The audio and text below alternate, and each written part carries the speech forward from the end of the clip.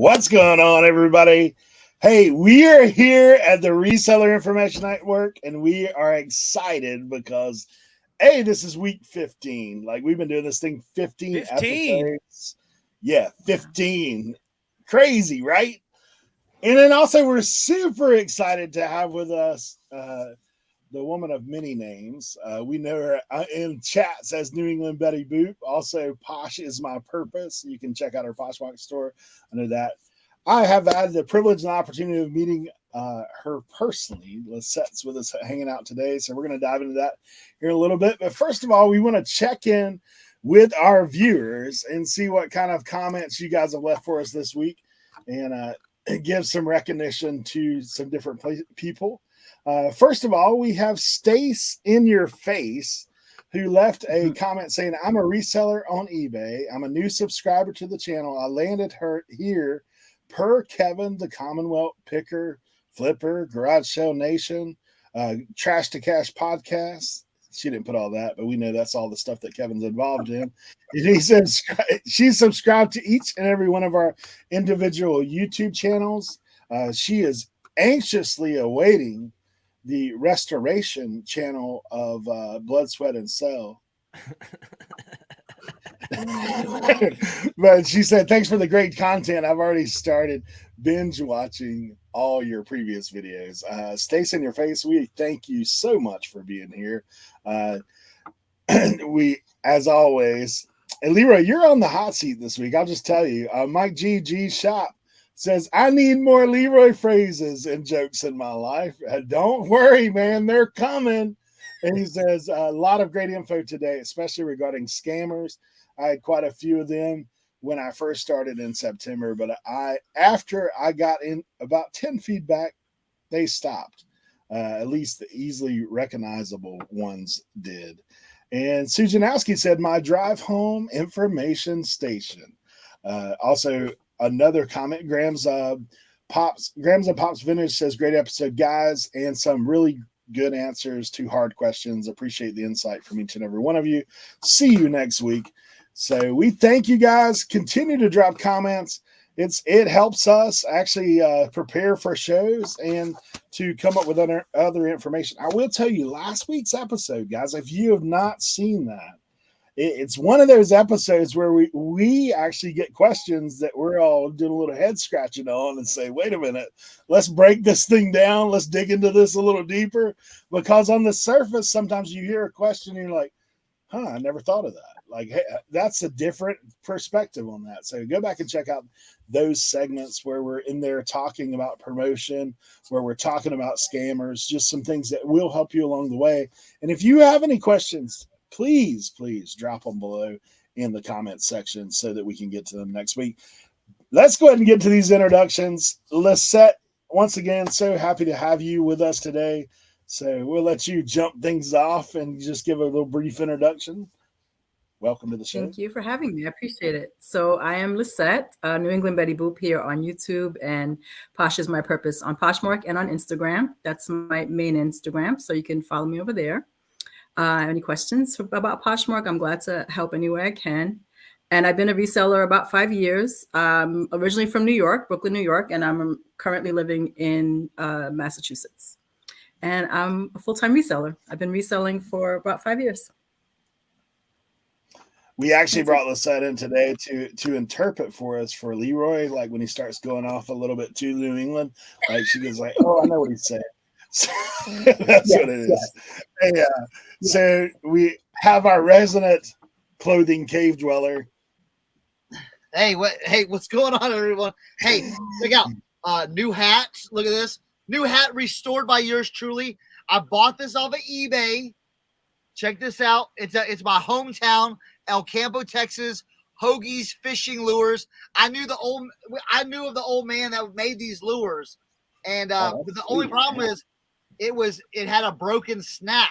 Well, guess what? We can replace those, baby. So that's what we got right there. But I just want to thank Lisette for coming on with us today. We're going to dive into some Poshmark. We're going to have all this great questions.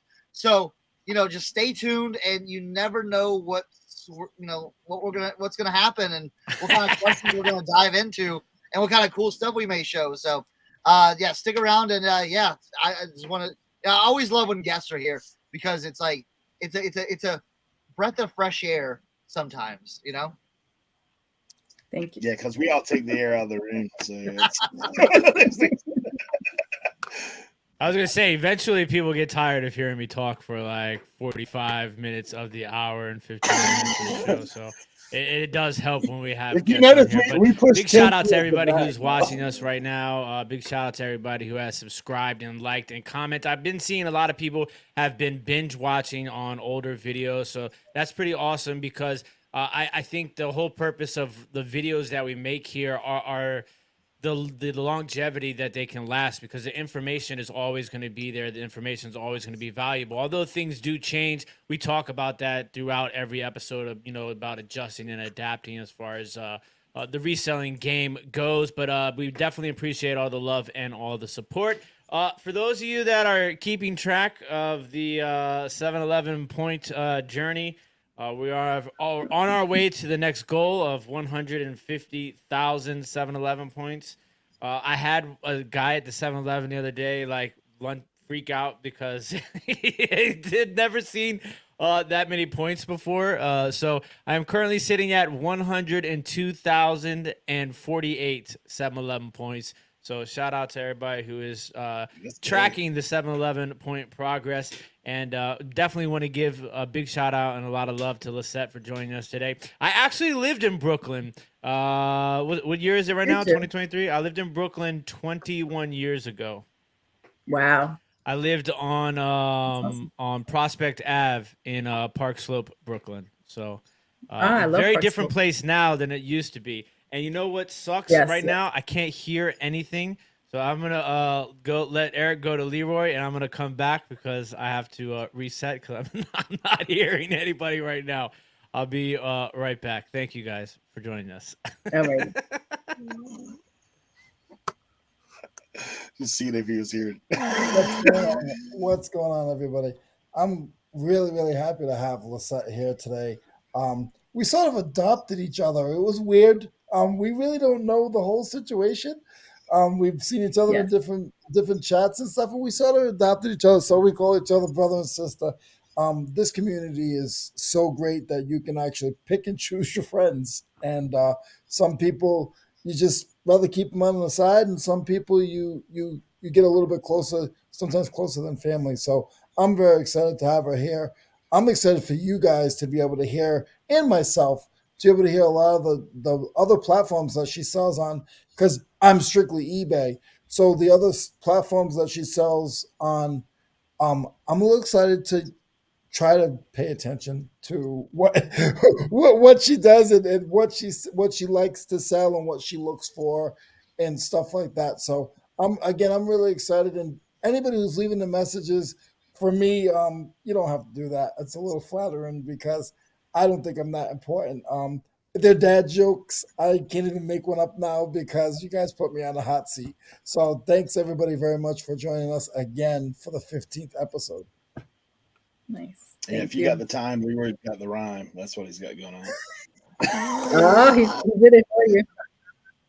You got to get it started. That's what you got to. You got to, like an old motorbike. You kind of got to give it a little kickstart, then he'll get it going. A little crank. Yeah. Oh, my bad. He didn't want you back. So he's gonna go ahead and jump in. He came in. I dipped him out. We want to go ahead and jump into this 101 today and see what we got going. So today for the 101, obviously we have a guest. We're going to do things a little different. Typically, one of us would take that and talk about a specific subject. But today what we're going to talk about is okay, I just started reselling. Give me some sourcing. Where do you source? How do you source? And we'll go around the horn. We're going to start top to bottom. All right, man. I don't know if y'all want to start with me sourcing. All right, look, I've been in the resale business for a while, probably full time for almost. I don't know if I've tracked it right. It's like 4.5 years, maybe. I don't know. But I've been reselling for longer than that, full time, 4.5 years. Sourcing has taken me everywhere. Okay, like when you talk about sourcing, a lot of people think about, oh, you're gonna go source at Goodwill. Okay, that's just that's like this percentage of sourcing. I mean, you can do garage sales, thrift shops, Goodwill. Man, you could go to discount stores like Ross and Marshalls, do retail arbitrage. I mean, even now, man, you don't even have to get off your butt if you want to. You can just sit at home and source online. Facebook Marketplace. You could do, source on eBay, source on other platforms. I mean, it's endless. So the one thing that I always tell people about sourcing is just open your eyes, because you could be going to the grocery store and find stuff to resell. I've done it. So you just got to open your eyes, think outside the box sometimes, and listen. If it's for sale, you might be able to resell it. So that's what I think about it. I could go into like a 45-minute diatribe on this, like bullet points and like PowerPoint and all that stuff. But yeah, that's my thing. But what I want you to take away from what I'm saying is, you may live where Eric is, and if you know where Eric lives, it's in the I saw it on a map one time. I'm like, is that the United States still? Oh, it is. Okay. If he can source, anyone else can source. I know people in Alaska that can source. So it's what you do and how you do it. Yeah, just to kind of piggyback off of that, I think it is super important to obviously understand that where you source is going to be different than everybody else. So I just want to make sure that when you're watching, a lot of this is obviously geared towards newer resellers. So a lot of newer resellers will look to the internet for information, a la YouTube. So just make sure that when you're watching YouTube videos and they're telling you how and where to source, just make sure that might not necessarily apply to where you live. And it might not necessarily apply to your business model.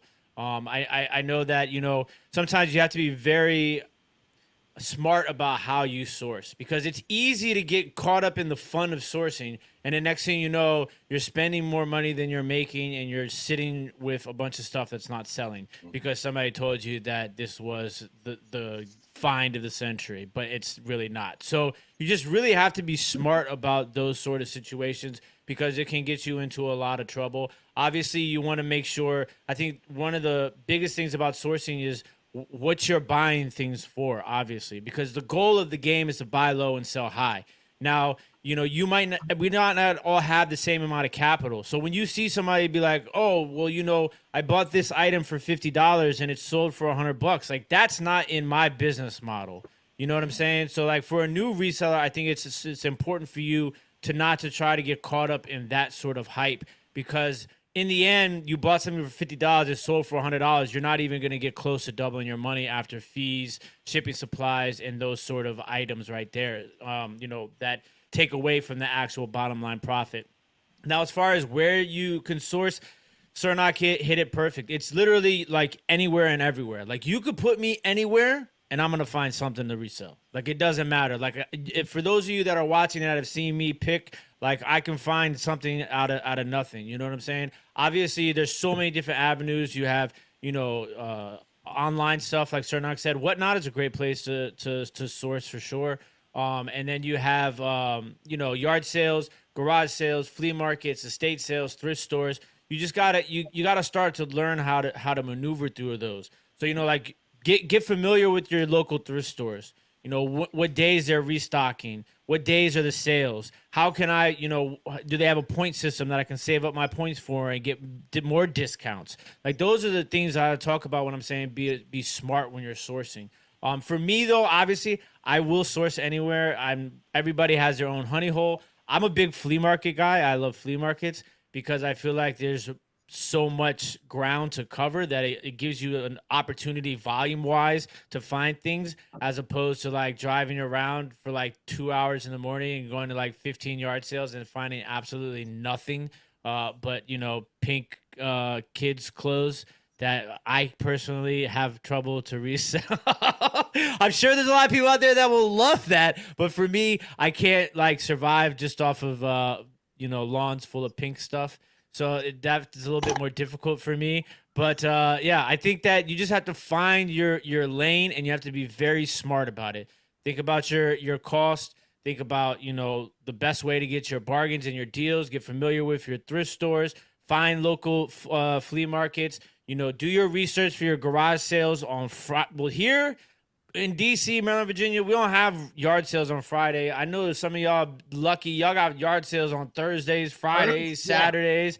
You know what I'm saying? Like, we get basically one day here. So just make sure you do your research the night before.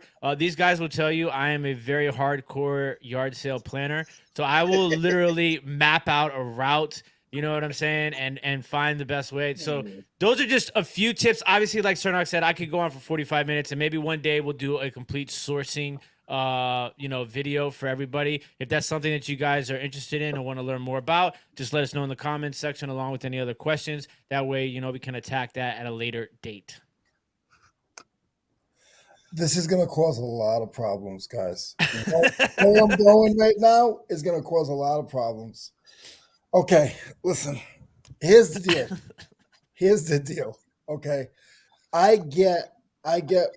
Just there's so many different places to source, and people get. And I'm not picking on somebody that they know where I'm going right now. I'm not picking on you because I have the same issue right now. You got to be careful when you go to one place. Don't let people take advantage of you, because these places, they see you every day, and you think that, oh yeah, we're gonna hold it aside for you. We're gonna hold it aside for you. Oh, they're gonna take care of you. They're gonna take care of you. One person in there is gonna be like, oh well, why are you always giving him a deal or her a deal? You know, oh, you can charge them a little more. Oh, they sell on eBay. I see it at the flea markets.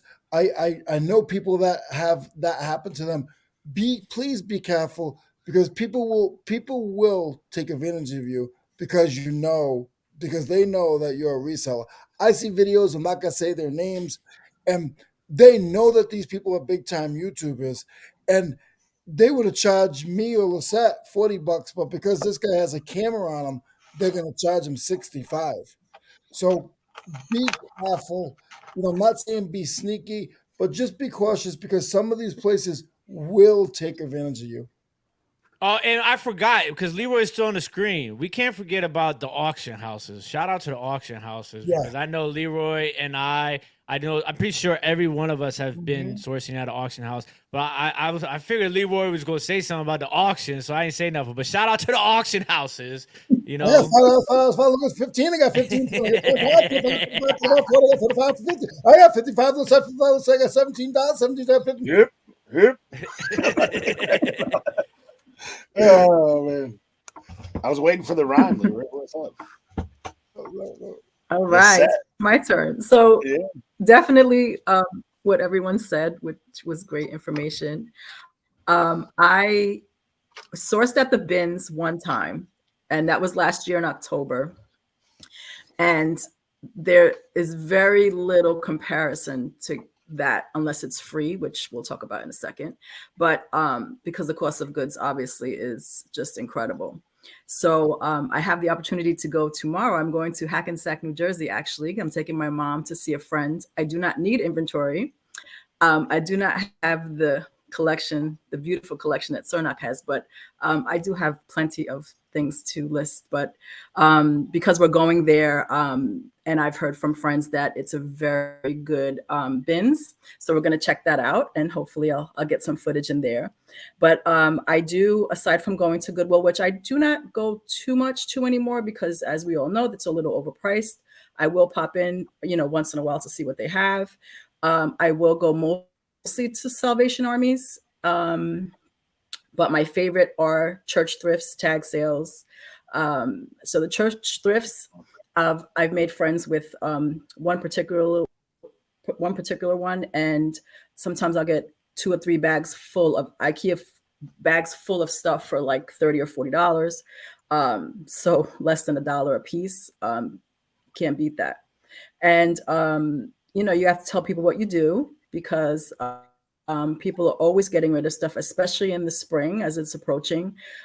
People want to clear stuff out and they don't care. They just want to get rid of it.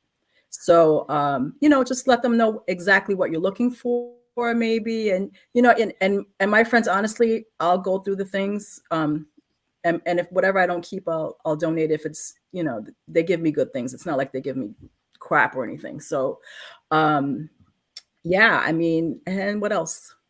And your house, stuff that you're not using. If you didn't wear it for 6 months or 8 months, or, my kids will tell you, I'll sell stuff right off their back. Those pants are too short. Take them off. I'm telling them. They're too short. Take them off. My youngest son, I have 3 children. So I'll say 26, 23, and Aiden's 15. So he's now a size 10, but we buy him Nikes. That's probably the only thing that we'll buy retail. But he wears a 10 now. So he went from an 8 to a 10. And how many sneakers has he had since then? So, what do you do with them? You resell them. Try to get some money back. There you go. Yeah. So for me, when you talk about sourcing, I mean, I've done it all kinds of ways, like the way these guys talk about. One of the things that I do think about is, so, okay, if you are a new seller and you have things that maybe a little bit more about than other things, like for instance, me, when I first got involved in reselling, I was doing a lot of electronics. I've since found that there's problems that comes with electronics. Returns are high on electronics. The likelihood of them working is pretty low. So yeah, I still sell electronics. I try to buy them cheaper. There's other things that I got into selling. One was golf clubs. There's certain places you're going to find golf clubs. There's other places you're not going to find golf clubs. Like, so that's kind of one of those things. So if I'm going to sell golf clubs and that's what I'm into, like you probably aren't going to find golf clubs at a regular basis at the thrifty. Like, it ain't going to be there. And if it is, it's junk most of the time. Like, it's the stuff that nobody wanted, so they dropped it off at the thrift store. However, you see a neighborhood sale in a golf community, you will find golf clubs there. Like, it's so, like, kind of some of the stuff that you need to think about when you're sourcing is, what do I want to sell? Now, we're pretty much everything sellers, even though we're niched down to a degree. I know Cernoch will sell everything under the sun, even though he is a clothing guy. I know that Tim knows a lot about glass and sports cards, but hey, dangle $1 out there and he's going to find something to flip for $1. So Leroy tries to front like he's just a tool guy, but I've been in Leroy's shop and I know there's other things that he sells than just tools. Like, we all, like Lisette, I've seen her Poshmark Closet. I know she does a lot of clothing. But I feel pretty certain if I said, Lisette, this is $100 item and you can have it for $5, she's going to say, okay, I'm going to list it. Like, that's kind of how we all roll for the most part. But for me, if there's items that I'm into, where can I find those items? It may not be your normal avenue, right?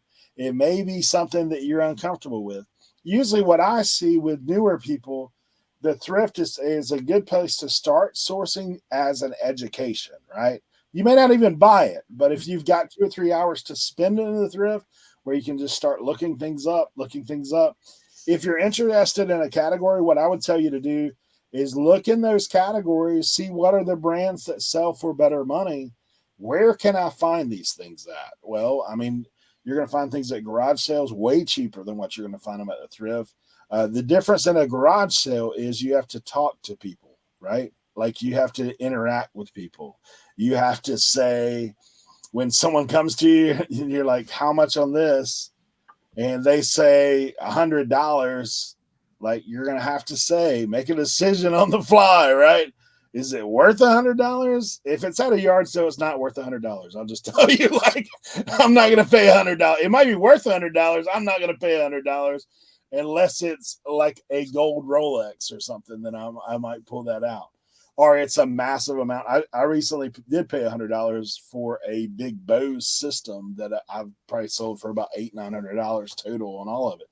But when you think about these things, like think about, what do I want to sell? I mean, obviously I'm looking at everything to sell at a garage sale, but am I looking for a $50 item? Am I looking for a $20 item? Am I looking for a $10 item? And what does that look like?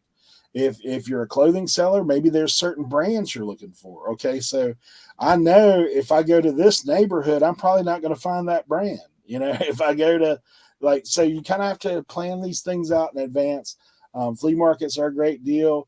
Storage units. No one said anything about that, but storage units, if you have a way of getting rid of all the rest of the stuff, storage units are a good place to be. If you, it's really what you have in your area, you kind of have to adapt and adjust, right? Like we talk about all the time. So absolutely. That's my 2 cents. Like I said, we could all spend a ton of time because we do sourcing's the fun thing to do. Use a budget. That's a great tip as well. Yeah, that's definitely a great tip. Yeah, use the budget. Don't overspend. Because just like Leroy said, you might be actually not making any money because you may be spending everything and more of what you do that. So just say, hey, I've got this much. Eric knows every time I go with them to a place, I only bring a certain amount of money. Yeah. And that's it. I used to, when I first started, my budget was actually $200 a week is all I would spend. I don't care how much I made. That's where I was at. When I first started, it was less than that. It was like $100. But it was pretty standard on a garage sale day in my area. I usually take out 200 cash and that's it. Unless it's stellar, because you know what that does? It makes me pickier about what I'm doing. I'm not just going out there and saying, okay, I'm going to get this. I'm going to get this. Now I get less picky as the day goes on. I'll just tell you, because if I'm looking like I ain't spent no money and there's nothing out here, I may at that point buy a $15 item or a $20 item, but that's part of it. That's the in and out thing too. If you need to sell 50 items a week, you need to make sure you can get 50 items a week. That's part of it. Let's do trending.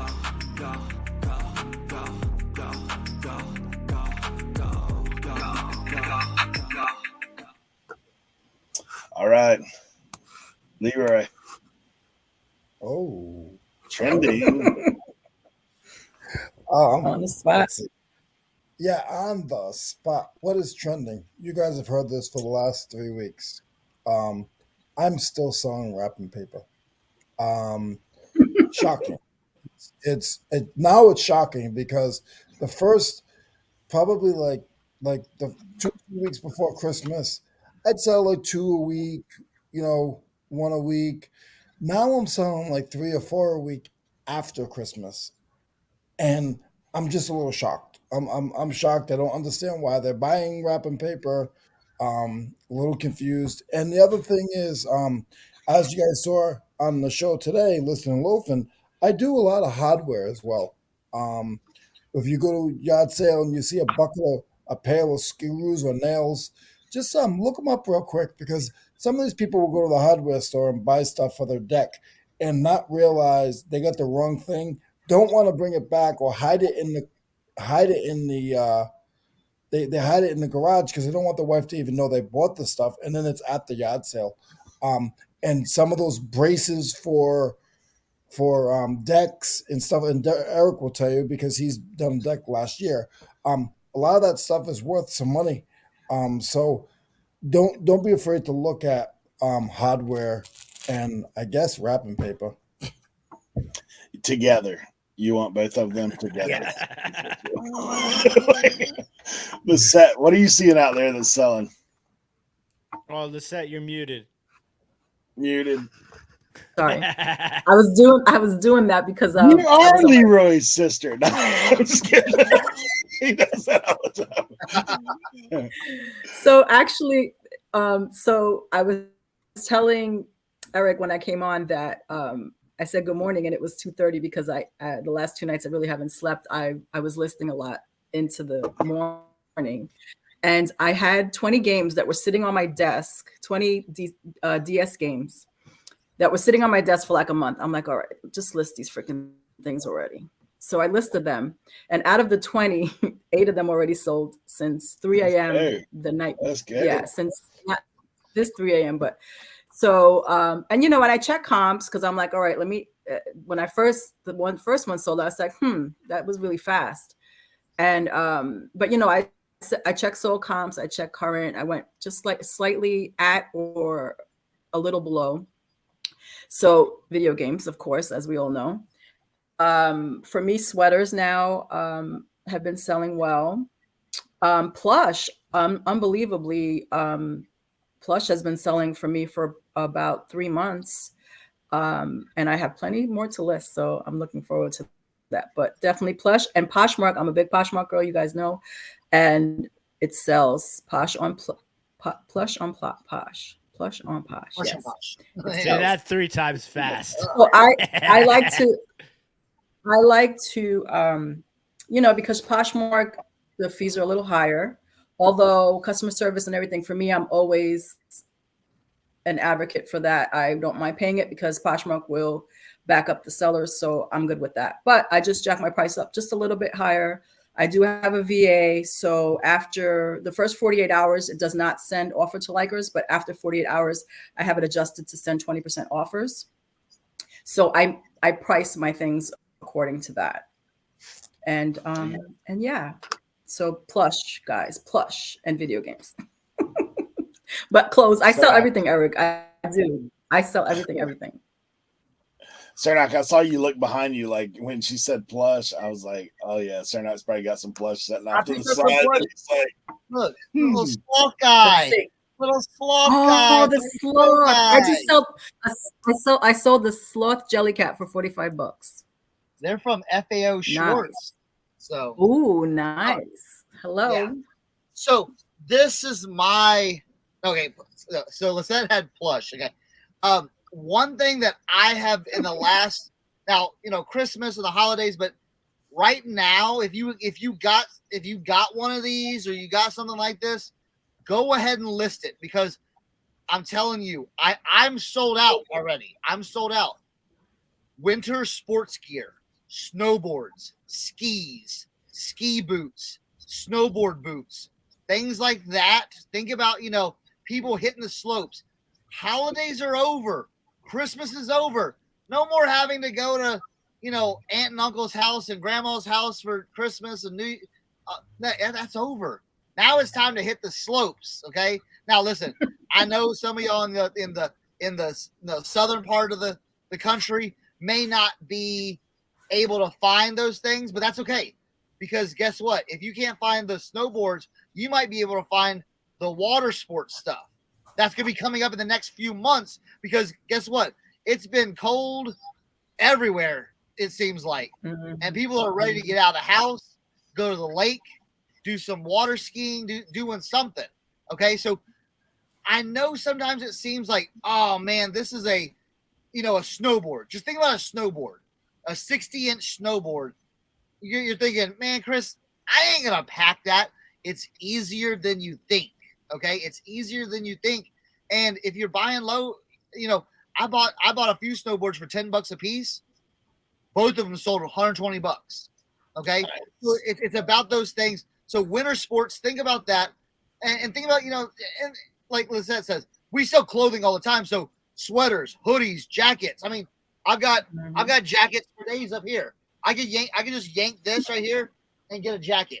You know, so. Think about that, you know, as we're transitioning from like winter to spring, you know, keep that in mind as well. So that's my trending. So, excuse me. For me, I'm actually gonna kind of piggyback off of Cernoch, what he just closed with. I think this is an interesting time of the year, and I think what's important is for a lot of people who are resellers, you know, myself especially. I'm bad about procrastination.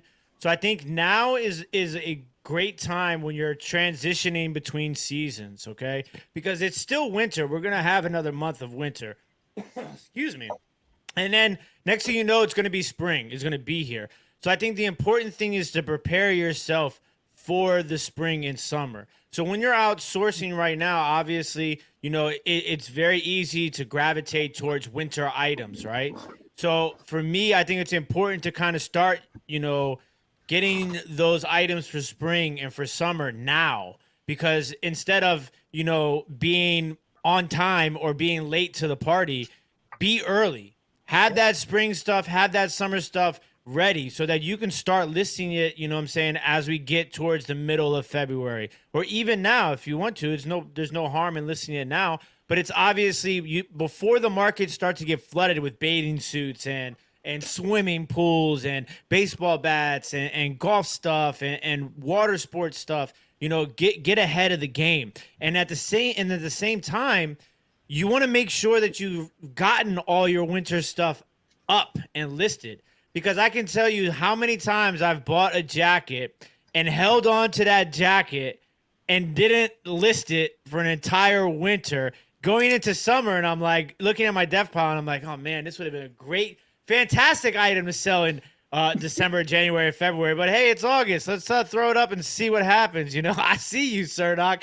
So like it's kind of important to be aware of your seasonal surroundings when it comes to trending. So, push yourself to make sure you're getting all that winter stuff up. And then at the same time, keep your eyes open, prepare yourself for the upcoming seasons. I can't stop buying jackets, bro. What you do is you buy them in the summer when the people are putting them out in their garage sale. Like, yes. Oh yeah, off season Yes. thrifting, off season. Yeah. When you see stuff off season, it's like the wrapping paper. I'm sorry, I'm jumping in, but I don't care.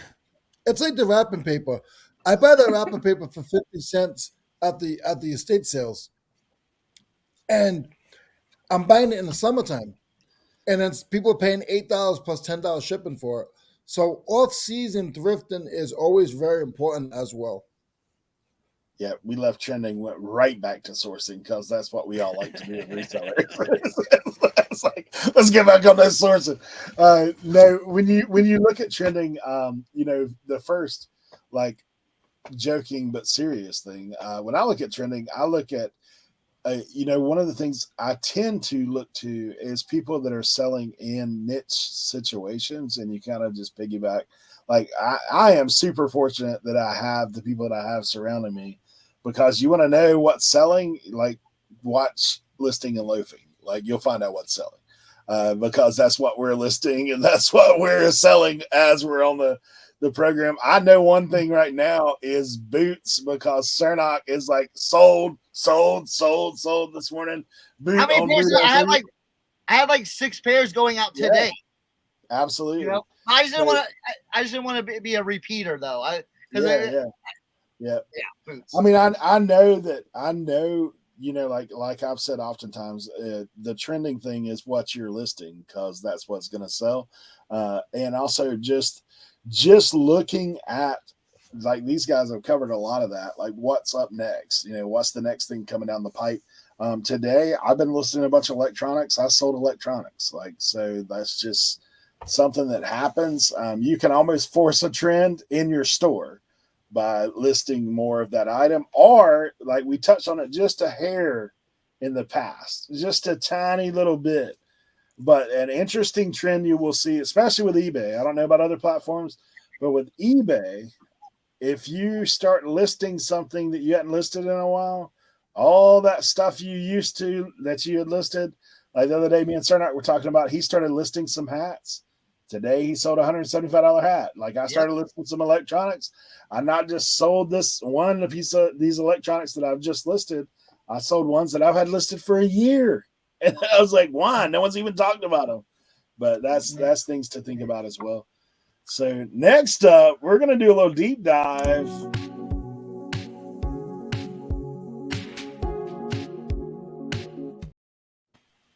So when we have guests, we always like to do a deep dive into what they got going on.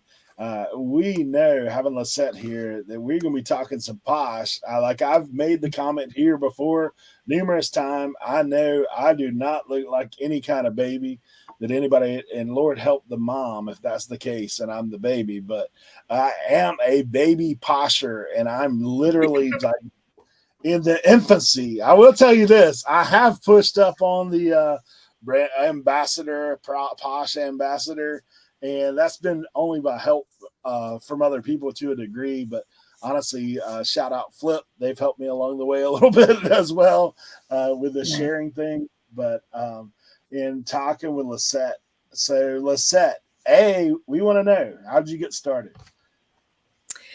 So my husband and I, like I said, I owned a daycare for 15 years. Before that, before our children were born, we did flea markets. We used to pack up the vans and sell our own stuff, sell stuff that my husband works for. He had worked for sanitation, city sanitation.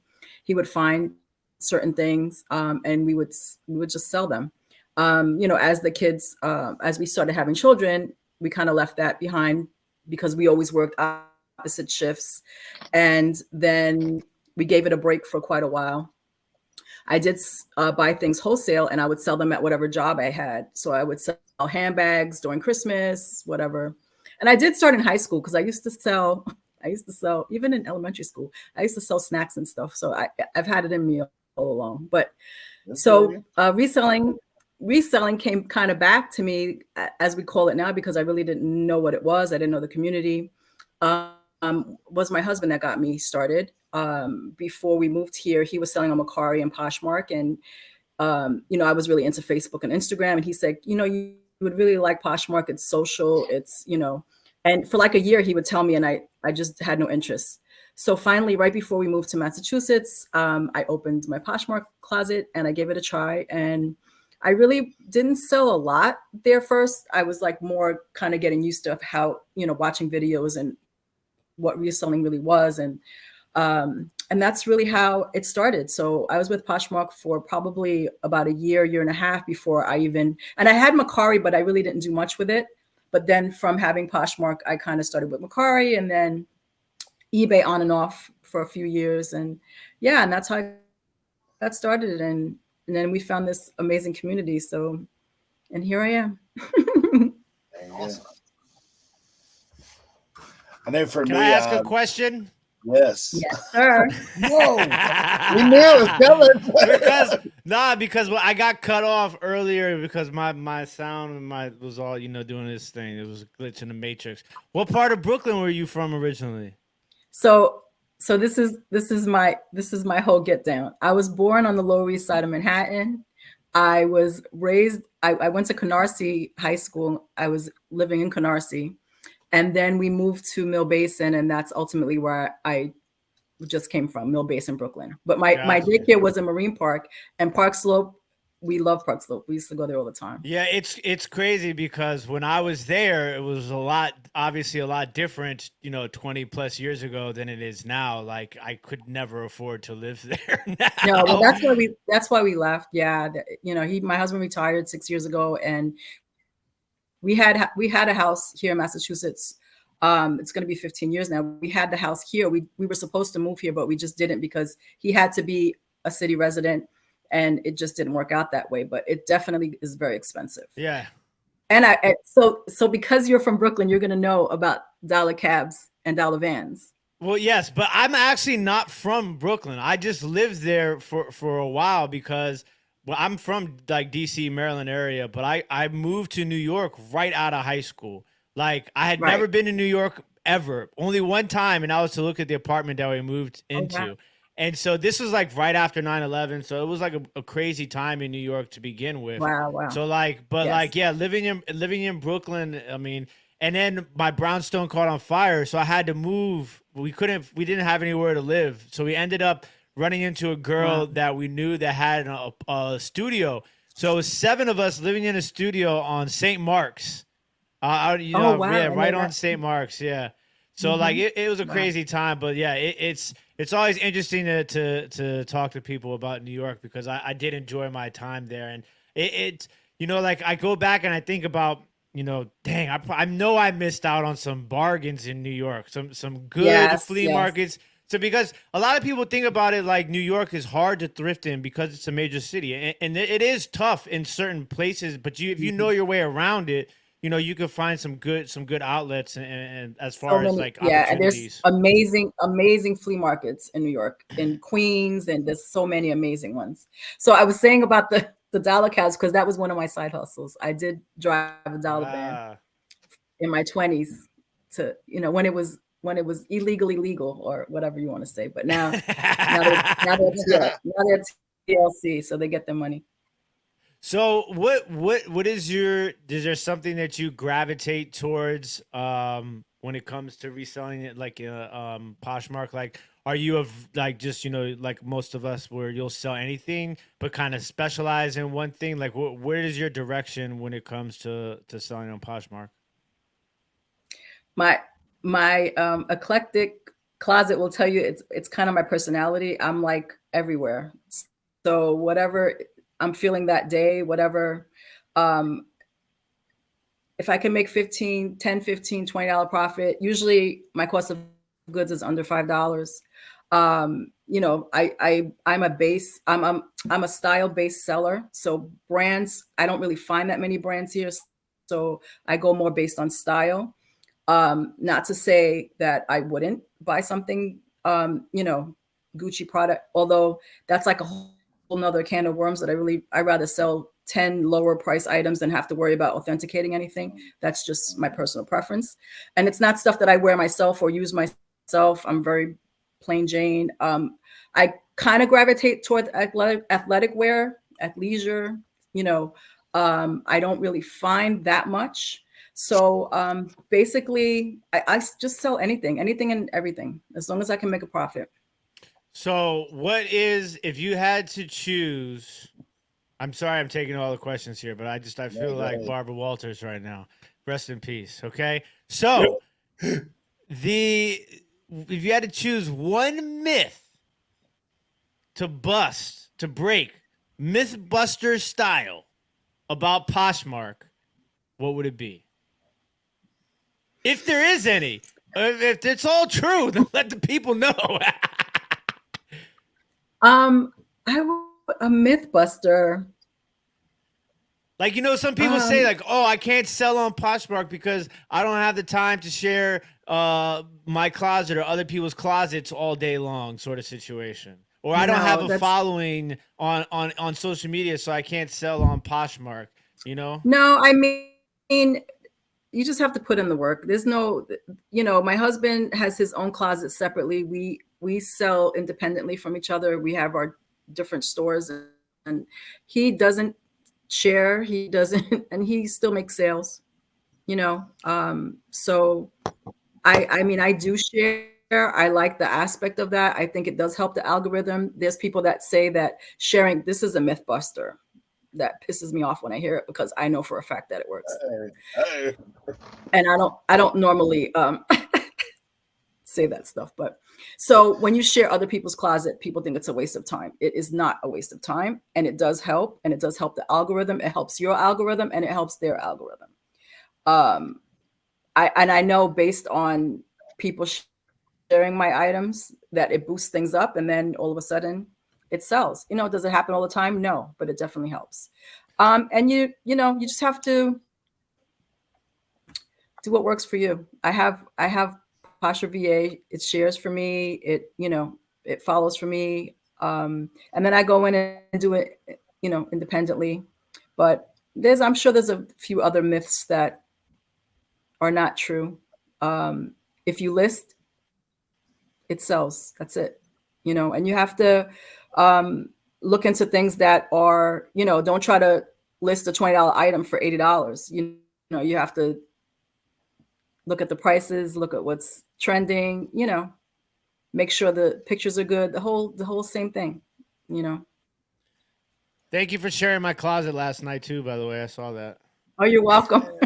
I told them you're on my bookmark.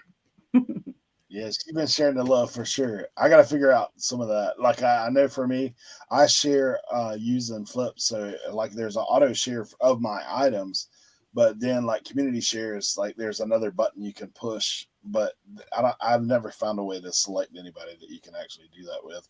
So Yeah, I really don't. and people think that. I'm sorry, Eric. No, I said I really don't even know like how to go about that. Like, so it's something I'm working on. If I could, Yeah, put I that mean, in and people think you have to share like 50, 100. You don't. You know, I have it set to if someone shares something of mine, it shares back 5 automatically, and then I go in myself, and then I'll set it so that it shares. I try to do my community shares for people that I know, so I'll share 100 items or 50 items, whatever I feel, and I just, yeah, that's it. You don't have to. You can just share 2 things, 3. You don't have to. Doesn't take rocket science. It doesn't really take that long. And you get in what you get out what you put in. Yeah. So What's the strangest They thing wouldn't you've have created sold on Poshmark? Like people would not think you would sell like this would sell on Poshmark. Like what would be something that you would be like, that's weird that would sell on there. I don't think I've Typically ever. people think Poshmark is just clothing, right? Like that's what you hear all the time. Yeah, Like, I mean, I've sold obviously shoes. I've sold hard goods. I sell glass on. Tim would be proud. I sell glass on Poshmark. I sell. Yeah, I mean, I'm trying to think. Really, handbags, plush, toys. Toys sell on Poshmark too. I'm trying to get some of my friends that sell toys to sell on Poshmark. They don't want to listen to me. I'm not going to mention any names because I don't want to call them out, but sell the freaking toys on Poshmark already.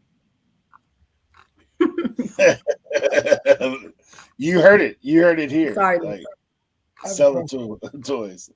I have a question for Lisette. So you did say that you don't really have a niche, but what don't you have to comp, and what do you know really well? Like, if you don't think that you have a niche, what do you just go? If you see it, you're grabbing it. You're good at. To see if it's good or bad. You know the sizes without looking at it. Like, what are you really good at? I mean, I would say basically mall brands. I could price it and look at it right away, like because that's what I wear. It's what So I would say basic sneaker brands. Like when we get into Jordans and stuff, there's so many variables, but like Converse, stuff like that, I'm pretty good at judging the price and being pretty accurate. Jeans as well. Basic brands. When we get into higher end brands and brands that I'm not sure of, but like American Eagle and, mall brands, Gap, things like that. People think they don't sell. Gloria Vanderbilt, I get heat about that all the time. And if I'm paying $1, $2, $3, and I can sell for $25, I will do that all day. Yeah, I know. So, do you know how much Gloria Vanderbilt stuff I've passed on?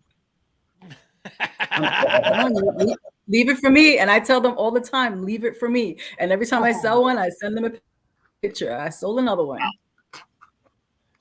And the thing is that people don't think, this is what's great about Poshmark. I'll give them a plug. The bundle feature, people don't use it enough. Shipping up to 5 pounds is under $8 for now. 5 pounds, that's amazing. And you can, like, if I find, whether it be Gloria Vanderbilt, if I find 3 pairs in one size, I could lock them together. Mm-hmm. Person's paying 1 shipping and getting a great deal on 3 pairs of pants. And I sell women's, I sell men's, I sell kids. You can lot up. If you find a lot, Tim was talking about baby clothes before. If you find a lot of baby clothes and, the cost of goods was low, lot it up. Put it under 5 pounds, put it at 5 pounds, sell it for $30, whatever it is. One listing, and that's it. You can send extra pictures. You can chat privately with customers, which is cool. You could send them pictures. If there's anything else that you want to add to the bundle, up to £5. I used to sell mystery boxes on Poshmark. It's not for the faint of heart, but you can do it. You know, mystery boxes are great, and that's another great way to source too. Now, Yeah. do you and your husband have different shipping stations as well? He uses my shipping station. Okay, because I know your stores are different, but I'm like, do they have different light booths and different? His and No, we her have- shipping station is like life goals.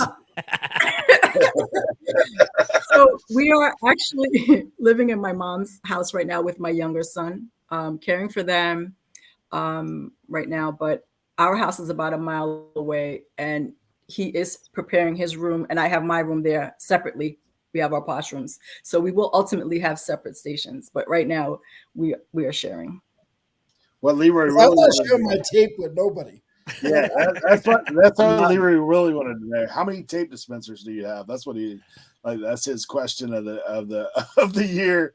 He's like, And listen to anybody out there. They need to start making more left-handed things because you know this freaking. I got a tape dispenser, and I'm not right-handed. It's scissors. Well, I have a left-handed scissor, so I'm good. But they need to start making more left-handed stuff. Okay. Wait. And I want one of those. I want a Betty Boop tape dispenser. I'm gonna look up Sal Mercado. I'm gonna get Holler at Sal. Holler at I Sal. am. I already talked to him. I'm trying to figure out what graphic I want. Yeah, Sal's That was the man. amazing what he did for Ken. That was awesome. Yeah, he made me a like America one early Nice. on, like when he was doing Nice. that. He sent me one out, so that's cool. Yeah, he's very talented. Yeah, for sure. Well, you know, I with thinking about Poshmark, like for me, just getting involved. Do you mess with the party feature? Like, have you seen where that helps you at all? Or do you use that at all? Like, where you're jumping in parties and sharing? I didn't even know what it was. Like, I was talking to these guys. I was like, how come I keep getting all these party invitations? Like, what's going on? Party like, time. Yeah. Yes. I'm So- popular, man. so I've got a lot of party invitations even today. Like, So before I had the Pasha VA, I shared manually, and I used to go to. There is a such thing as share jail and follow jail. So if you share too much for a long period of time, they will lock you from sharing or following for 24 hours, whatever it is. So I was in a lot of follow groups and share groups. They're specifically for to share to the 10 o'clock party, to the 3 o'clock, whatever it is. And they do work. And my suggestion would always be to have at least 10 to 20 items in each category that they give you. And you usually know ahead of time what the category is going to be. And now since they open, since they open pets, they have a whole pet section. It's like a whole nother world. Electronics, home goods, toys.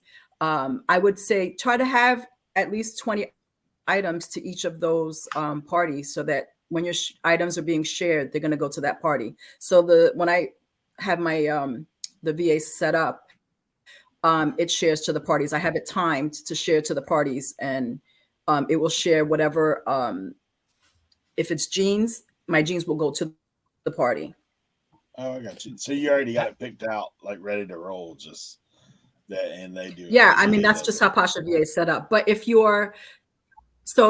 at 3 o'clock, you have a handbag party, and you have your phone with you, which is awesome. It takes only a few minutes to share the parties are 2 hours, and I like to share in the beginning of the party and at the end of the party.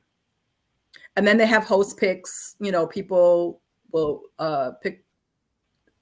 People say that the items sell. Sometimes yes, sometimes no.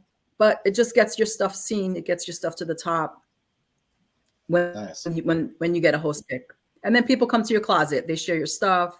It just gives you more exposure. But I think the parties do help, and they're trending. Those are all things that are trending. And then you have your higher end items So I definitely think that they're put in place for a reason. So I would definitely look into that. And that's a good way to see what is trending and what to price your items at that's selling, not necessarily, what they're selling for, not necessarily what they're listed for, but it's a good way to check too. Okay, I have one last question. So, Leroy, I can hear you laughing even though I can't see you. So my have you done and have you thought about and what are your thoughts on Posh Lives? Because I did one with my wife and we did all women's clothes. A little bit of her stuff and a little bit of things that I have sourced over time, a lot of vintage stuff. And obviously I do a lot of the whatnot. So I was just curious if that was something that you had dabbled in at all or thought about and what your thoughts are on that whole part of Poshmark.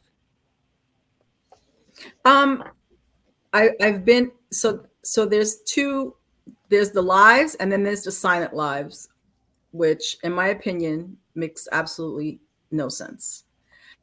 Why do a live if it's going to be silent? I just don't understand it, but that's just I my haven't opinion. even seen that yet. Oh, that's a whole thing.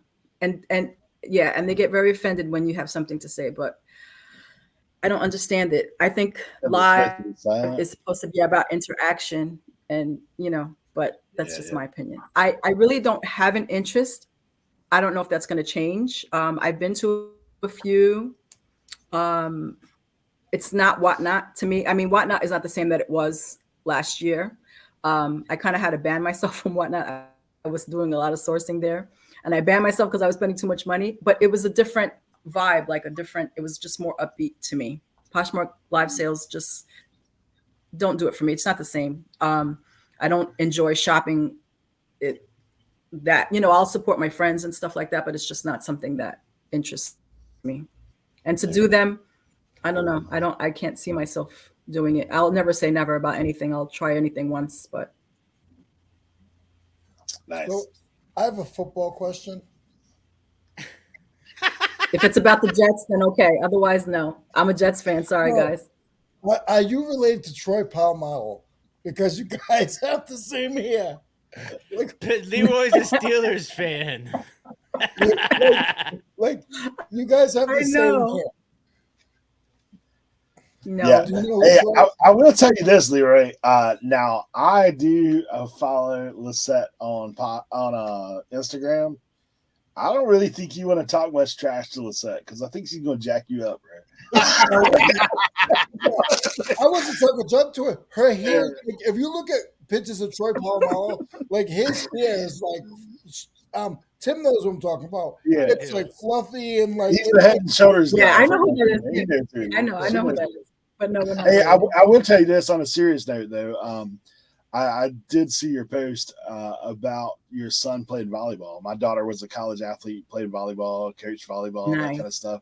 And at her school, because she went to a small school in Carolina called Mount Olive, the pickle town, the Mount Olive pickles come out of that town. But they have men's volleyball. And the interesting thing with NCAA men's volleyball is it is not divisional. Basically everybody competes in a big pool. So they actually would host Long Beach State, which was the national champ for a couple years, came there. Harvard came and played there. Penn State came and played there. All these big schools at this little farm town college. So it's cool to see. Like if you want to talk about athletic guys, I can tell you, if you watch men's volleyball, you will be in shock. Oh, yes. And you also would be like, I do not want to sit anywhere near where I get blasted by one of those in the face because that. Yeah, I don't think you get your hand up. I've never had to worry about that because I'm short. So no volleyball. No, he has. There's short. Liberos, dude. Liberos. Short guys on his team that are very good. Yeah. So he actually just started playing. It's just under 2 years now, and he's on two teams. So he's on his high school team, and he's on our city team. So it's really cool. He has competitions like crazy. Like you said, they play all areas. So he has tournaments and they last 6 or 8 hours because they're trying to see who, you know, out of all the teams. So it's very interesting and he loves it. So I'm glad. Yeah, my daughter played. He tried football and I was like not having it. So I'm glad he didn't like getting hit. So I'm very happy. Yeah. Volleyball, the thing you have to watch out for is ankles. I'll just tell you, ankles and shoulder injuries. He rolls it all the time. He has it wrapped right now as we strap up braces. Like my daughter had the lace up braces. They help a lot, but also shoulder stuff.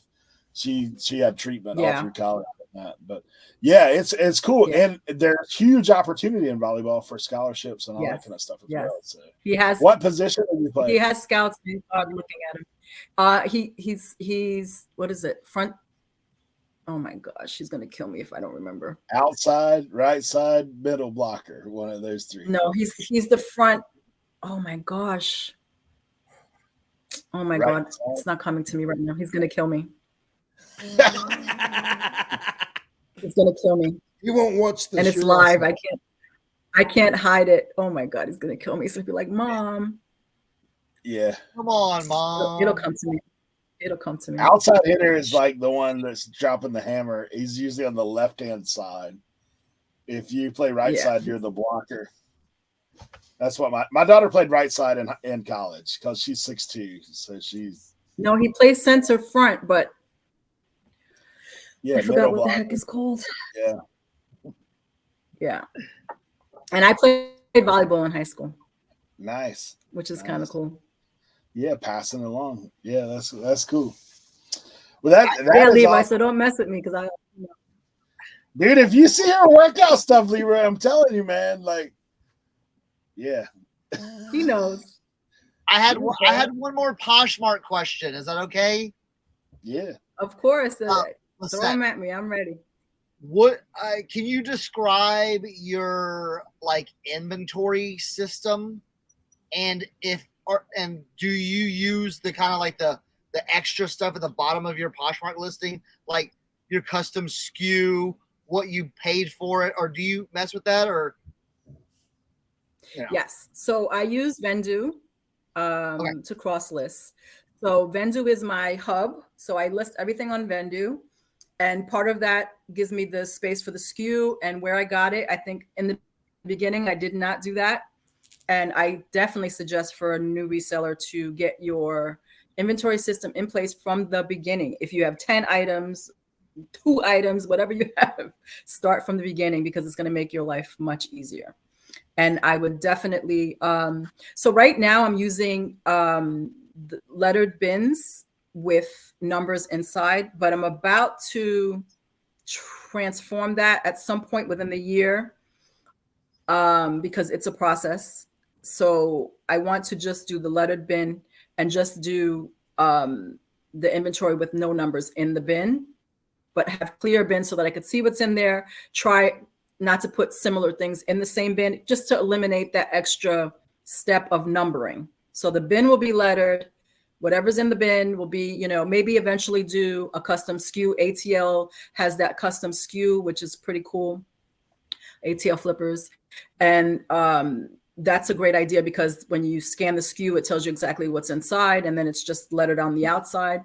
But yeah, that's just how I do it for now. So for now I do letters with numbers inside and I definitely do put that in Vendoo so that I could easily find it. So does stuff still get lost? Absolutely. Do I still have stuff that's not listed? Absolutely. So it's good to go back and check. Yeah, yesterday I went down a rabbit hole. I was listing and I was looking for one particular thing because I like to, instead of ending the listings on eBay, I go to my stylist listings on Vendoo and I'll try to do at least 10 to 15 a day aside from whatever I'm listing. And now I've been double checking as I'm relisting to make sure that it's there because I've had a few instances, So I found like 3 things. Yeah, I found like 3 things that weren't listed that were newer tags. I'm like, what the heck is wrong with you? So I listed those and then I just fixed that particular bin. So, try to go through a bin a day if you can, or a bin a week or something aside from whatever other things you're listing to kind of keep you on track, but definitely have an inventory system. Highly suggest. And then I had one more question about packaging. Sound like me, Cernoch. I know. That was You had one more question to go. I was waiting. Did you say mac and cheese? All right. So, with your packaging, because I've heard some, like I remember at the beginning of Poshmark, it had to be all frilly and like. Now, like I just throw it in a box and ship it out. Right? Shame on you.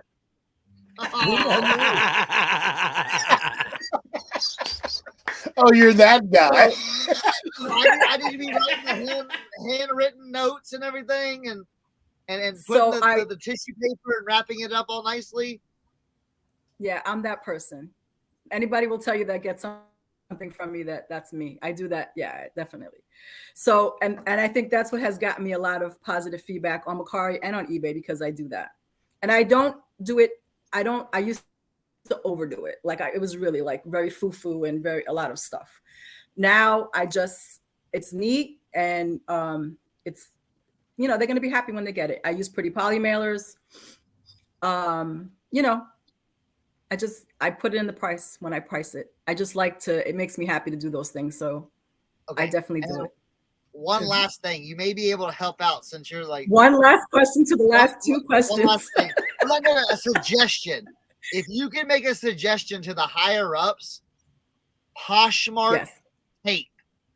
Poshmark tape. I need Poshmark. There is. Tape. I'll send you a link. Is there? Wait, is it through Poshmark or is it through someone else? But does someone else make it, or does it's through? It's through Poshmark uses this. You're gonna get. I'm surprised you haven't gotten.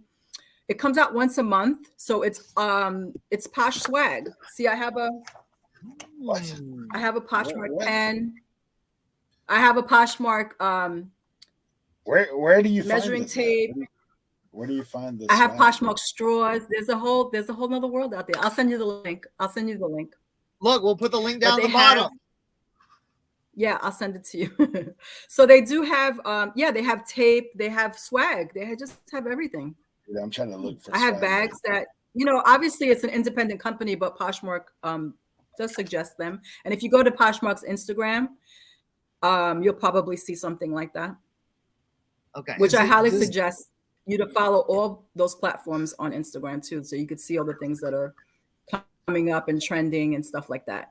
And people think that.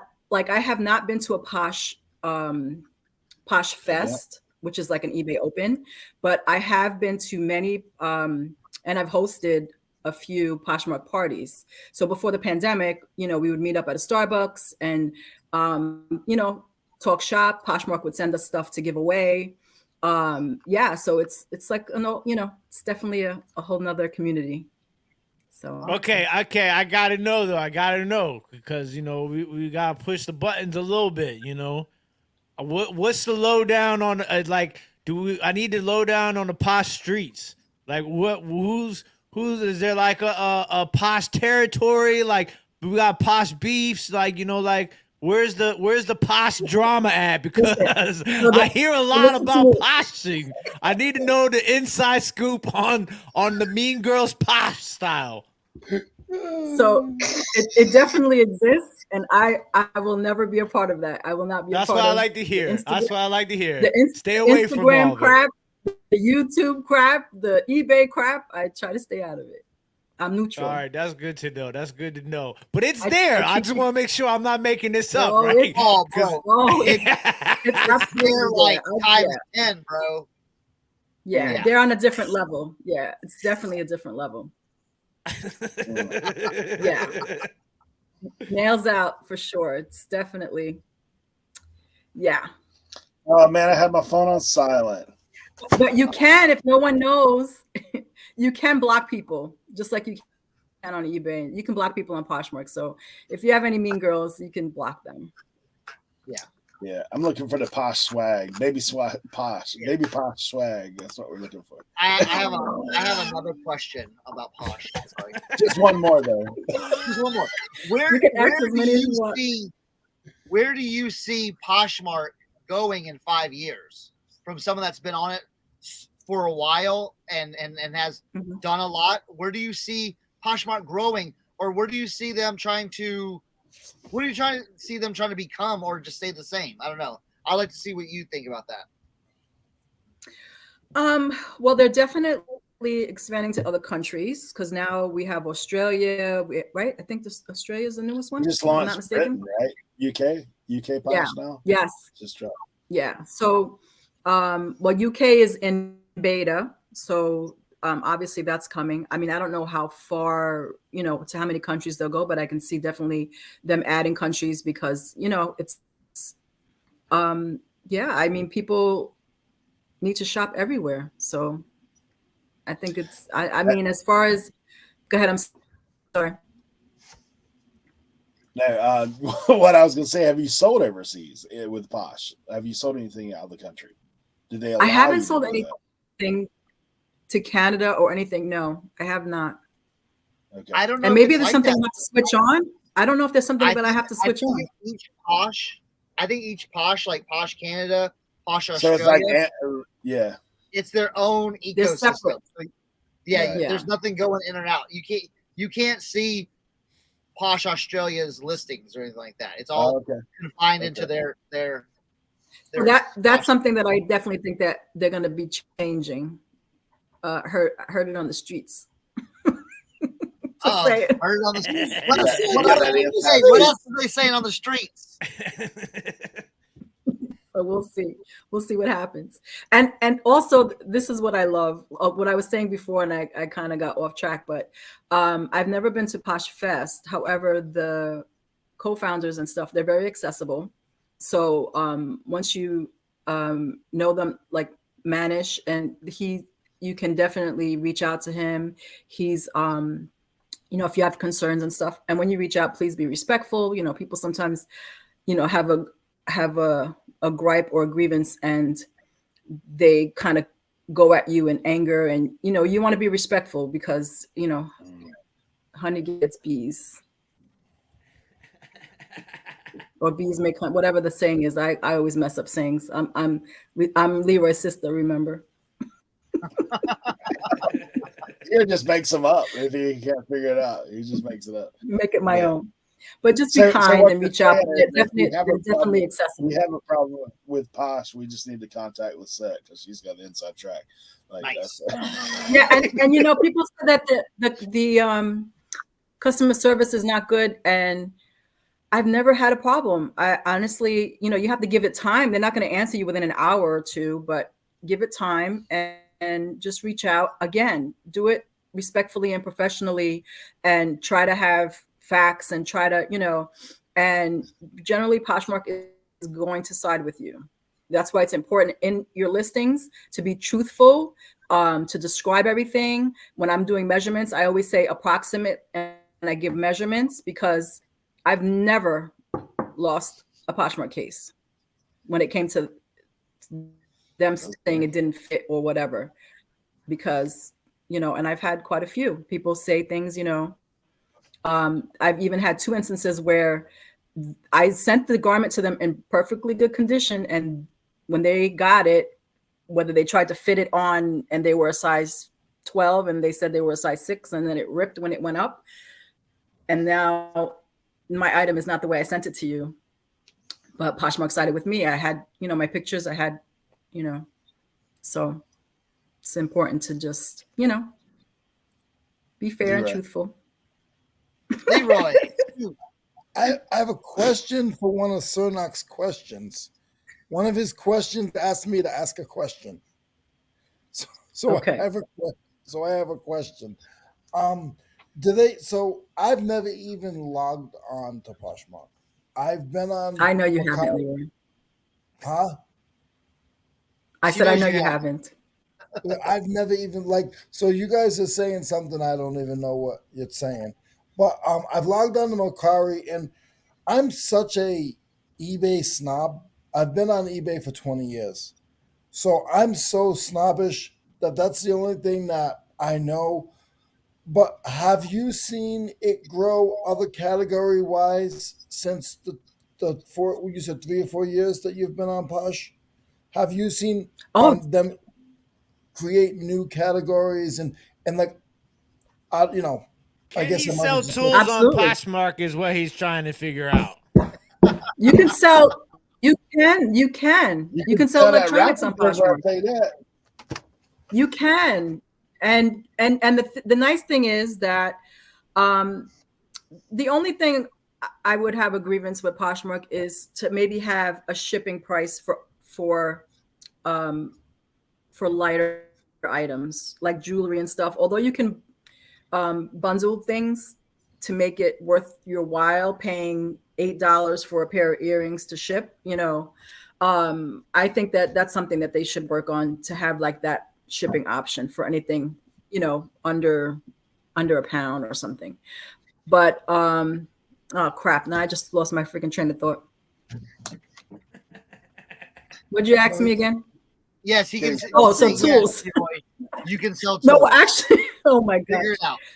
you can sell tools, but oh my gosh, this is terrible. You can join So me in the cool. crib, Leroy. Okay. In the crib, the baby posture crib. You can join me in the baby posture crib. I'd be like, But I think you should try it. Definitely try it. They have definitely expanded their categories, because when I was on, you couldn't sell any books. You couldn't sell anything. And then they just gradually started. So, toys, books, media, everything. Yeah, I sold a coffee yeah. coffee machine maker thing on Poshmark. Yeah, everything. And And then there's a lot of Lisette, things there that you shouldn't sell that people sell too. yeah. and I'm just saying. just for you and your Poshmark friends, your Poshmark family, if you guys ever run out of bubble wrap or anything, if you buy some glass from Tim, you'll get enough bubble wrap for a month. Right? No. Better to be safe than sorry. There you go. And Tim, were you there when I said I sell glass on Poshmark? I heard. Yeah, I heard it. I heard Yes. it. I've thought about making that crossover, but I haven't jumped into it yet. Yeah, you have some amazing items, and it's definitely. It doesn't hurt to try. Give yourself 6 months. Exactly.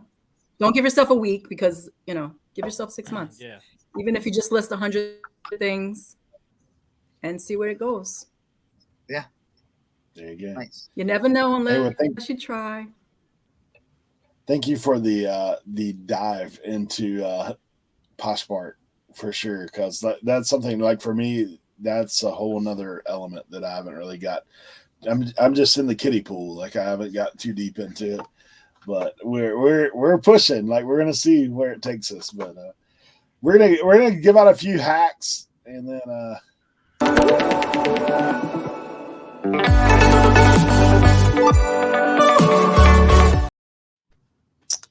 where'd they go? Hey, so we're gonna go ahead and if everybody could give a quick reseller hack, and we'll go, Tim. Okay, you put it on the spotlight right after quick. All right, here's a quick little hack. If you sell on Grailed, do not forget that you can send offers. There are stipulations into how you send offers, but we're going to be very quick. So if you have any questions or you want to know more about how you send offers on Grailed, just drop a comment below on this video, and that is something that we will dive into at a later date. But yes, do not forget you can send offers on Grailed. Cernoch. Here's a great hack. Okay, I saw it again. I know Eric saw it. I know Tim saw it. Listen, spring's coming up. Hats sell. If you get into hat selling, if you sell a hat, put it in a box. Hats go in boxes. Hats go in boxes. They do not go in padded envelopes. They do not go in poly mailers. Hats go in boxes. That's all I got to say. Wait, where did you say that's? Lisette. So I saw an Instagram post that the other day that showed a UPS truck that got kind of into an accident or something. So they had to take everything out, and it was raining out, and the boxes were getting messed up, whatever. And this is why I know people are very earth conscious, and and I am too. But it's important to protect the items, because what's the purpose of the customer getting it and they can't use it, or the color bleeds or whatever. So whether I'm putting it in a poly mailer or whether I'm putting it in a box, I buy reusable, sealable plastic bags, and I seal them in that, so that they're not one use. You can continue to use them. You can even get the ones that, like the larger sandwich bag, whatever kind you want to get. And I would definitely use those to protect your items, so that in the event it separates from the box or whatever, it gets wet, or it's still protected. Just that extra element. Fantastic. Leroy. All right.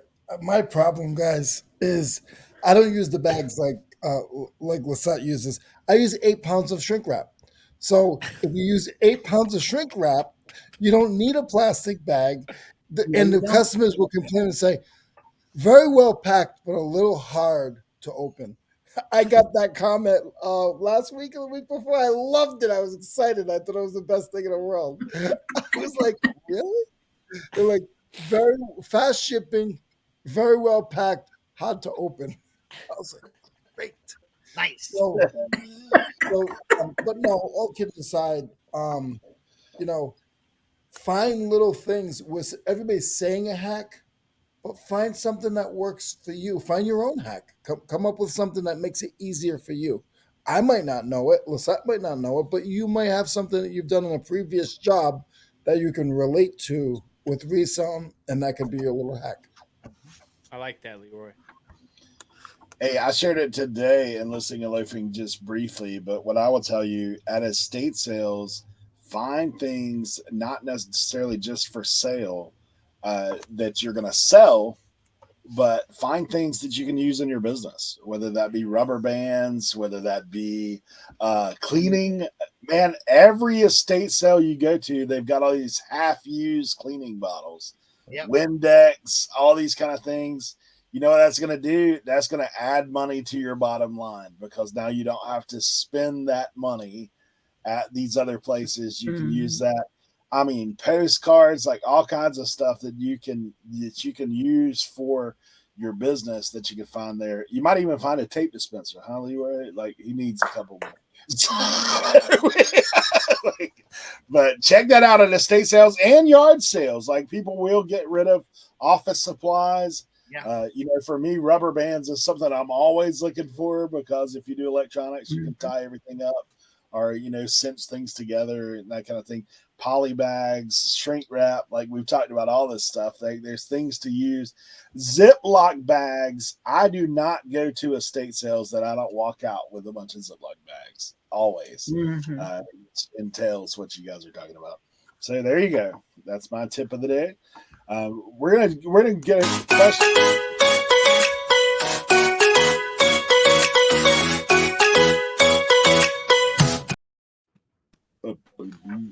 Okay, so as far as questions, I did have one, and we keep threatening to do this episode, but then every time I think about it, it's not on a day that I'm planning the show. So Colby Blankenhagen says, what's a recommended safe cross-listing platform? Appreciate it. Thanks. You're about to get some answers right here. So I think we know where this is headed, but Lisette, what do you recommend to cross list with? So I use Vendoo. I started with Vendoo when they were in their beta stages, more than 2 years ago, maybe 3 years ago. And I didn't quite like the way it was set up. And I did go to another cross-listing platform, but I've been back with Vendoo for about 14 months, 16 months. So it's just easier, in my opinion. The prices are fair; they're adjustable. You could, if I know I'm going to list 100 this month, I can bump it down. If I'm going to list 250 next month, I can bump it up. If I want to use it for a particular month to delist everything and relist everything, I can add that feature. But if I'm not using it every month, I can take it off. So it's now on my cell phone, so I can do it everywhere, and I love it. Hey, I'm gonna do a quick. My link is in my Instagram bio. There you Sorry. go. There you go. So what I was gonna say is there anything you do not like about Vendoo that you wish they had?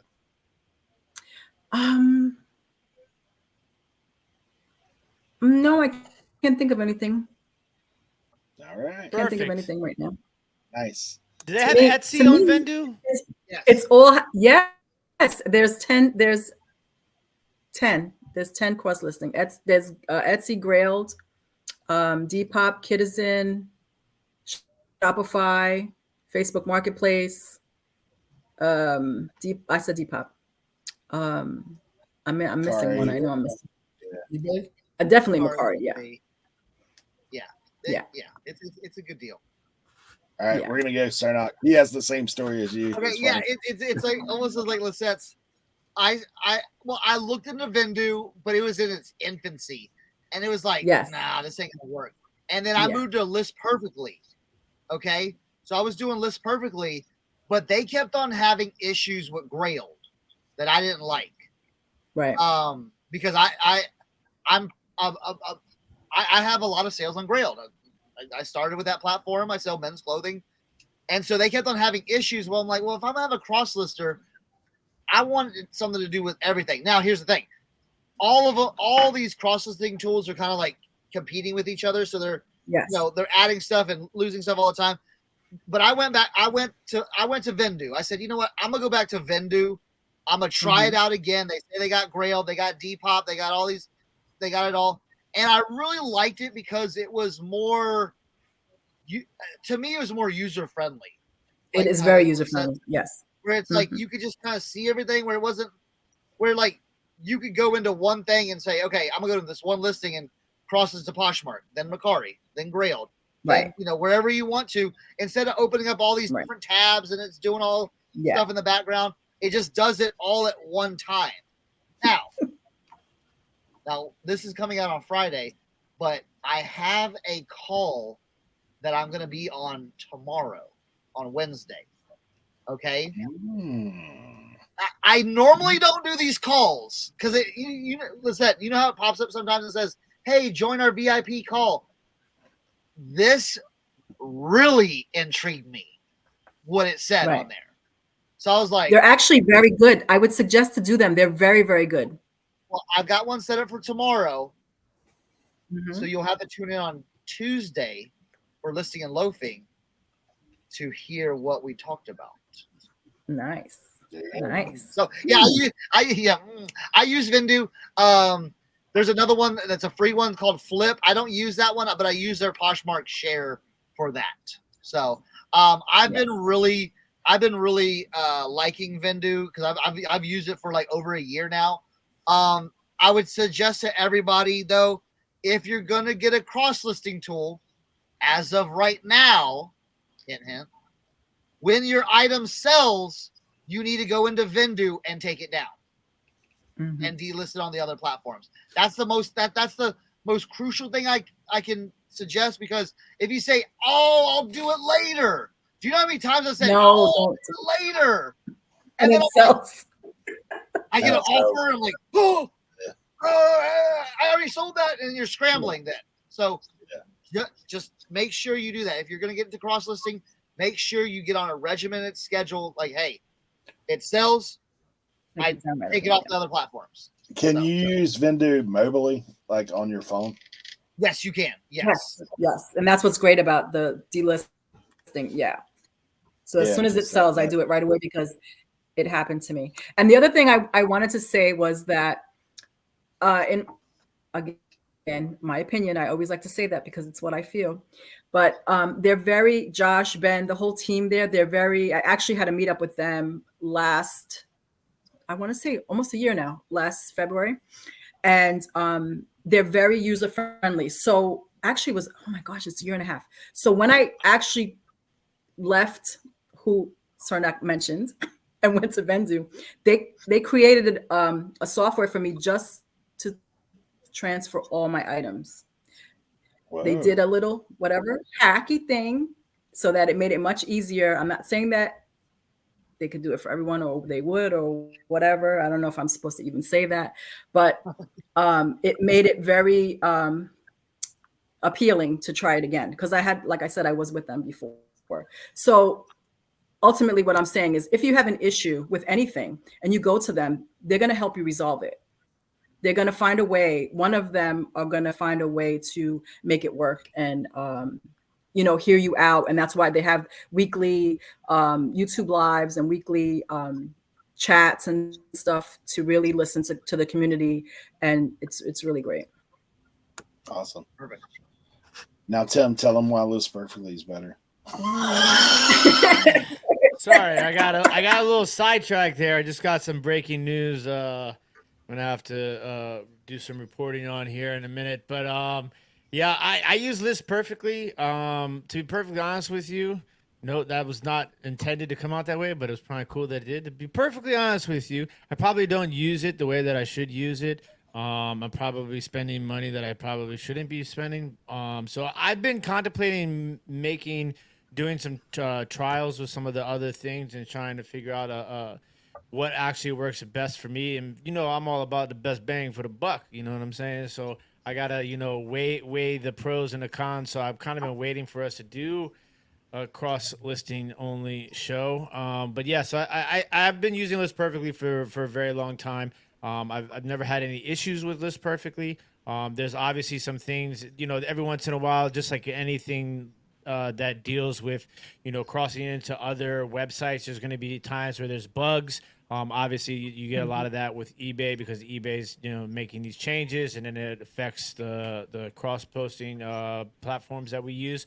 So, I'm like I said, I've never had any issues with it. I find it to be extremely useful. I start every listing in List Perfectly, and then go from there. I am a hardcore cross lister, so I don't just go to one platform and then periodically cross list. Every time I list an item, it goes immediately into List Perfectly and out to every possible eligible platform for that particular item. So that's how I do it. But I'm always curious, I'm always, my ears and eyes are always open. So I'm not one of those people where it's like, oh my God, it's List Perfectly or nothing. You know what I'm saying? So if anybody wants to, shoot me some sponsorships or some, codes and wants me to do some trial runs and some testing and some evaluations, some consulting, I'm your guy. So holla at your boy. But besides that, yeah, that's where I'm at with the cross listing situation. Are you using, I know that they do offer Photo Room as part of their setup, right? Like, so are you using that in the app or are you doing something outside of that? No, I do all my Photo Room stuff through Cernoch sponsored Photo Room, unless it acts up and then I have to go in and manually use Bazart. So I keep both around. Oh, I use Bazart. I love Bazart. Yeah, so I keep both around for Bazart. Yeah, that's what I started with, but then we moved to Photo Room. So, have you tried Photo Room, Lisette? Well, I don't have an iPhone, so they were kind of snobby. I don't know if they do Android now, but they do. They you might want to check it out because they have a batch feature that you just load up 10 pictures and you go bam and goes boop boop boop boop boop boop boop boop. Yeah. It's all right. Listen, I was a Bazart fanatic. Okay, I love it. But when Photo Room came out with that batch and the way it looks, like because I have a background, a self-taught background in graphic design, and Bazart versus Photo Room, they're the way they pixelated it and removed the background. I can tell you this: what Bazart was doing versus Photo Room was light years ahead of it, and I see Photo Room doing more for resellers, and where Bazart's more for, I feel like, content creators. Making thumbnails. So I would. So do you have a link? Do you have a link or you're sponsored? What's going on here? I'm not. Send me the link. I'm not sponsored, but look, I use it religiously. Okay. Yeah, I'm gonna try it. Yeah. All right, Leroy. I know Anything when to you save cross this time. to the flea market, like what do you do? So I don't cross list my tools, but they've been cross listing tools for a long time. You guys heard of a nut driver? That's a nut driver and a screwdriver put together. And then they got like pliers and hammers put together. So they've been cross listing tools for a long time. I just personally don't cross list my tools, but people make some weird tools that they like interbreed together. Oh, I'm sorry. I'm sorry. I'm lost. Okay. So the answer is no. We cross Not this to the yet. flea market. No, just not yet. Yeah. We're gonna get him. Hey, because originally, man, I dabbled like, and I put up maybe 2 or 3 listings on Macari and 5 or 6 listings here or there, and I was like, you know what, I'm not messing with this. And then over the years, I kind of been looking at and hanging out with these guys because they cross list every Tuesday that I'm on with them. They're like, yeah, I just crossed this across 10 platforms or whatever. Like, it's like, so after seeing that and then knowing that they're making sales on these other platforms, I mean, honestly, like Right. Cernoch is not a bragger when it comes to what he does, but literally grailed. If you're listening to this right now, this is your guy, man. Cernoch is the grailed spokesperson. The guy who, I mean, like you want to talk about some type of sponsorship? This dude's been selling on Grailed for a minute. Like, I mean, Listen, I've actually tried. Yeah. And I don't know. Hey, you just need to take Lisette with you up there to New York to the corporate office and like let her give him a little bit dollar cab action. Say, Yeah. okay. Yeah. Some of those Poshmark women would love you, Cernoch. So, for me, guys, I really started cross listing. Some of it is like I said because I've listened to these guys for so long. Some of it's for you guys, to be honest, because we started doing the show. I said I want to be able to give people a fair across the board comparison. So I chose Flip, honestly, because I'm cheap and they're free. And so I chose Flip. I was only going to attempt to cross list to one other platform initially, that being Poshmark. It was a way for me. I used to sell a lot of clothing on Whatnot, and that was the main way I was moving clothing other than hats and some jackets and that kind of stuff. So what I did is all the clothing I have now, I'm beginning to list it, move it to these other categories, or to Poshmark using Flip. And actually I talked to Cernoch about this is because I know you guys have talked to VA Posture, and obviously there's additional features to that that seem like that they would definitely be helpful. But as far as for me being small the way I am, not wanting to spend the extra money, I've sold now over $500 on Posh. I'm happy with that for being a baby posture. Like I have less than 100 listings. So, for me, I'm stoked about it. Flip is a little glitchy. Like when I got on there to begin with, one of the things I would say is you have to update often. I have it running in the background all the time because it's sharing. But what happens is occasionally it'll disconnect. Or the other thing I had early on is when you press the button sometimes to list, it would list it, and then you'd have to go back and check it because you may have listed it twice. And that was just a little glitch they had for a second. But for me, doing the cross listing, I definitely see the benefit of it. Like they've said, the one thing, if anybody ever figures that out, and sounds like they're all in a race, right? To where if you sold something that automatically took it down, a la Bonanza and eBay, how it automatically took it off the other platform, then hey, you're probably going to win. You're probably going to win the race because honestly, the one thing that everybody fears about cross listing is that what if I double sold something? It happens. It's not if you're handling business, it probably don't happen as often. But if you're not handling business, it could happen. You could say like what Cernoch just said. I've said it. Hey, I'll do it in a minute. I'll do it later. And then, hey, next thing you know, you're looking like, whoa, wait a minute. There's somebody that's watching that item. I got to get it off there before they send out this. It actually offer. happened to me 2 weeks ago. I sold Yeah. a vest on Poshmark, and I mean within less than 10 minutes, it sold on Mercari and on eBay. Never happened to me before. the triple whammy. Oh man, I'm like, what the heck? I need more of that vest. I will tell you, this is like a little bonus hack, and I didn't make this up. I heard this on Listing and Loafing, man, because there's some great advice coming that direction. If it's a hot item, do not cross list it. Give it a couple days. Like list it if you know. Hey, this thing's not going to sell. Yeah. It was in my closet for like 8 months. That was the weirdest thing.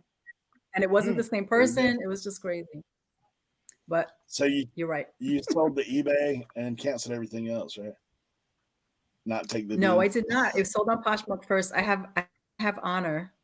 I messaged the eBay. I know everybody's like, oh, eBay, but I made it so that they canceled the order.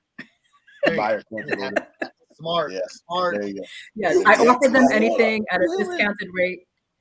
I offered them anything, and they canceled. No dings. There you go. Hey, we're going to close this episode out, and man, we are so thankful to have Lisette with us today. I mean, what some great knowledge that she brought about Poshmark, and also, you know, the underlying current that I have from Lisette is communicate with the people you work with. So the people at Poshmark, the people at Vendoo that she's talked about, you know, when your own customer right then, like communication is a big part of what we do.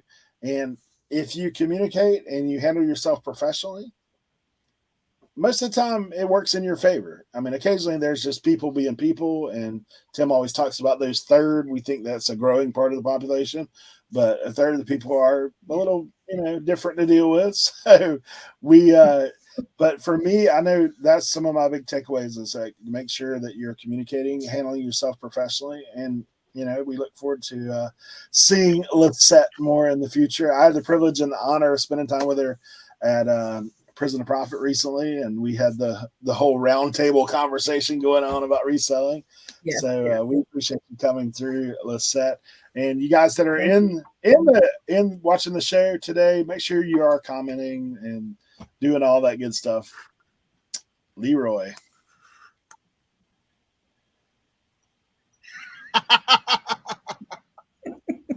Leroy's hungry. You guys, thank you so much for letting us have good guests on. By you guys just watching our videos, they look and see what they're getting themselves into. So they look first. So they're not going to say yes. They'll say, oh, we'll let you know. And then they look and they see by you guys commenting, watching our videos, giving us love, it makes good guests want to come on our show because they're not here for me. So thank you, Lisette, very much. And back to you guys. Lisette, we'll let you go. Well, thank you for having me. I appreciate it. And the other thing I'll say is get involved in your community. Like, don't be afraid to, as Eric said, that we met in Prison to Profit convention. And, you know, before the pandemic, I was definitely doing that more, and I intend to do that again. You know, it's a great, reselling can be very lonely. And it's a great way to just share what you know and learn new things and new niches and just different ways of doing things. And it makes it fun along the way. So definitely, if you have the opportunity to go to a convention or a meetup, whether it's, you know, 5 minutes away or a few thousand miles away, I would say try it, do it. There you go. And thank you for having me. Nah, it's been great. It's our privilege. Hey, I will tell you one other little plug before I pass it to Cernoch. All of the sets link stuff's going to be down below. Check her out on Instagram. She's got YouTube out there. She's got her Poshmark Closet. We're going to put it all out there. Feel free to send her some love and tell her, hey, RIN sent me your way. So, Cernoch. Hey, always a pleasure. What you said at the beginning? You said it was the 15th episode. Yeah, I don't know. I think that you would have double checked that number. Are you sure we're at 15? I'm not sure that's where, dude. What happened to like 7, 8, 9? Yeah. I it's all Yeah. over.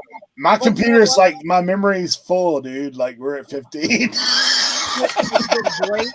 Lisette, you were great. Thank you so much for dropping the knowledge on Poshmark. It's always great to have guests that give us a little more insight to what we're doing. Because, you know, we bounce the ideas, but sometimes when you just add just a person or just a little bit, it's like, whoa, you know, you start seeing just different things in a different way. And it's really cool. That's why we love having guests on. And you definitely did that for us today, where, you know, sometimes like I got quiet because I just sat back and listened, you know?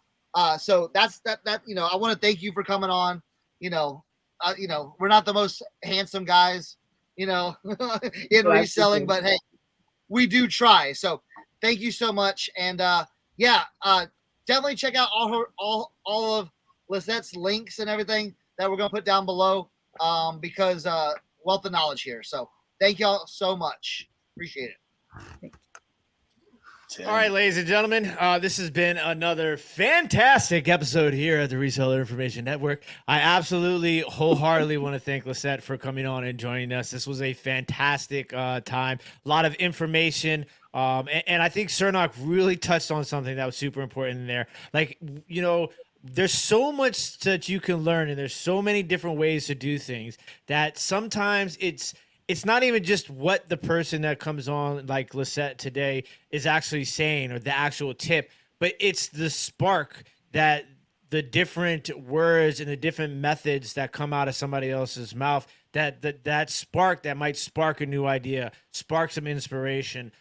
Those sort of things are really what's important in keeping the wheels moving, and solely about adjusting and adapting, because if you try to do things the same way all the time, eventually you're going to fall behind. So I did not mean for that to rhyme, but shout out to Leroy. We're almost out of time. But that's how it goes. So I think it's super important that we, you know, definitely thank Lisette for her coming on today and all the information and the sparks that she has supplied, not just each one of us, but every one of you that is watching right now. And I think the most important thing we learned here today is to stay out of the posh streets. Okay, ladies and gentlemen, it can get a little crazy down there in the world of the posh streets.